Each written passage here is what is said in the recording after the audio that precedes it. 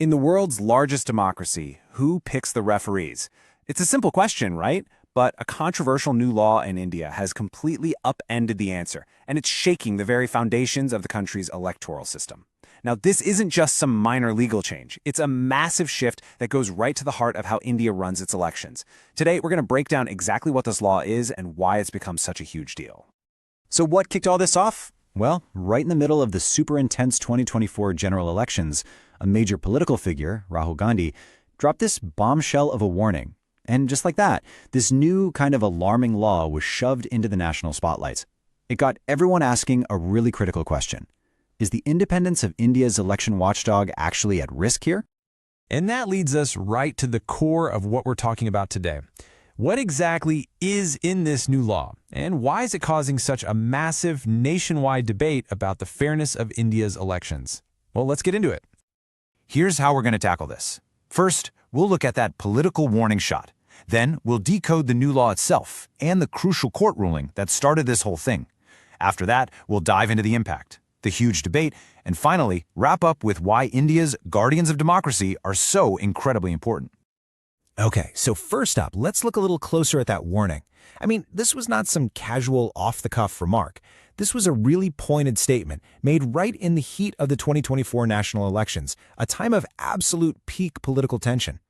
Now, what's really fascinating here is that this fear of retrospective action isn't actually about something written in the law. No, the real anxiety is that a new election commission, chosen under these new rules, could be pressured by the government to, go back and re-examine past decisions with a political bias. It's all about the fear of the executive branch controlling what's supposed to be a totally neutral umpire. And that, right there, puts the entire integrity of the institution into question. All right, let's get to the heart of it. What exactly is this law that's causing all the fuss? It's time to decode the 2023 Act. Okay, so the law we're talking about is officially called the Chief Election Commissioner and Other Election Commissioners Act of 2023.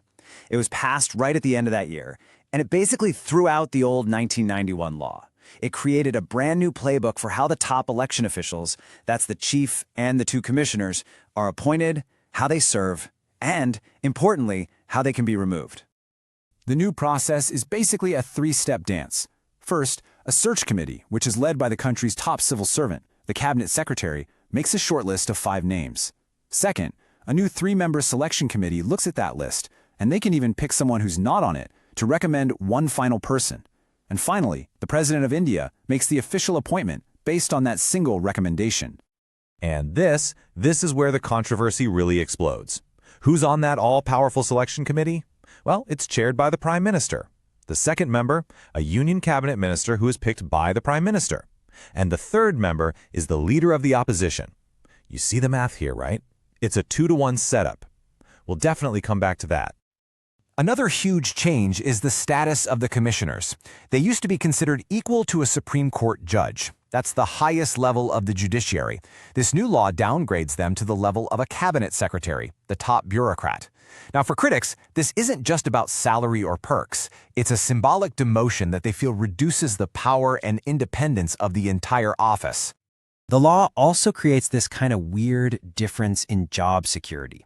The head honcho, the Chief Election Commissioner, or CEC, can only be removed through a really difficult impeachment process in Parliament, just like a Supreme Court judge. But the other 2 election commissioners, they can be removed by the president if the CEC simply recommends it. This sets up a clear hierarchy and makes the ECs potentially vulnerable. So you might be wondering, how on earth did we get here? This law didn't just pop up out of thin air. It's actually a direct response to a major Supreme Court judgment. Let's dig into that origin story. The root of this whole thing was what the Supreme Court called a constitutional void. See, India's constitution, way back in Article 324(2), said that Parliament had to pass a law to figure out how election commissioners get appointed. But for more than 70 years, that just never happened. Instead, appointments were just made by whichever government happened to be in power at the time. And then everything changed in 2023 with this case, Anoop Baranwal. The Supreme Court saw this huge legislative gap and basically said, we can't wait any longer. So, to protect the process, it created its own temporary system to guarantee impartiality until Parliament finally got its act together. Okay, this slide right here tells the whole story. Before 2023, it was all up to the government. Then look at that middle column. That was the Supreme Court's idea. A beautifully balanced solution. The Prime Minister, the Leader of the Opposition, and, this is a key part, the Chief Justice of India. It was like a three-legged stool: executive, opposition, judiciary. But now look at the final column, the new 2023 Act. It kicks one of those legs right out. The Chief Justice is gone, replaced by a cabinet minister chosen by the Prime Minister. This isn't just changing a name on a committee. It's a fundamental shift, removing the judiciary and tilting the balance of power right back to the executive. So, we've covered what the law is and where it came from. But now we get to the most important question of all. So what? What are the real-world consequences of all these changes? Remember that math I mentioned earlier? Well, this chart makes it painfully clear. The government, represented by the Prime Minister and their hand-picked cabinet minister, controls 2/3 of the votes. The opposition gets the remaining 1/3. It's a built-in 2-to-1 majority for the executive branch in every single appointment decision. So let's just run through the hits to the ECI's independence, at least as critics see it. There are 4 big ones. First, that neutral voice from the judiciary is just gone. Second, the executive gets that clear 2-to-1 voting advantage. Third, the status downgrade could weaken its authority when it has to deal with powerful politicians. And finally, that unequal removal process, it creates a new vulnerability for the commissioners, maybe making them think twice before disagreeing with their chief. And you know, this stuff has a direct ripple effect on the whole electoral process. If the public starts to think that the referees are being picked by one of the teams, it can really erode trust in the fairness of the game itself. This could lead people to question the neutrality of everything the ECI does, from setting election dates and enforcing the rules to settling critical disputes between parties.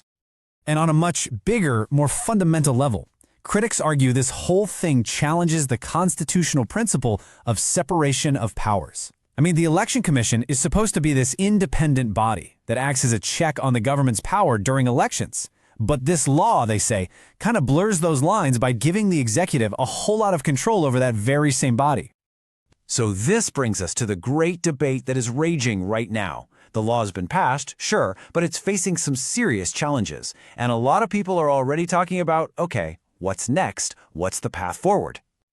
To sum up the main criticisms, it really boils down to a few key points. That 2-to-1 executive majority is the #1 issue for most people. The act is widely seen as a clever way to get around the spirit of what the Supreme Court wanted, which was a balanced committee. Because of that, its constitutionality is already being challenged in court, all fueled by the fear that it will just lead to politically biased appointments. Which of course leads to the next big question. If this law is so problematic for so many, what's the alternative?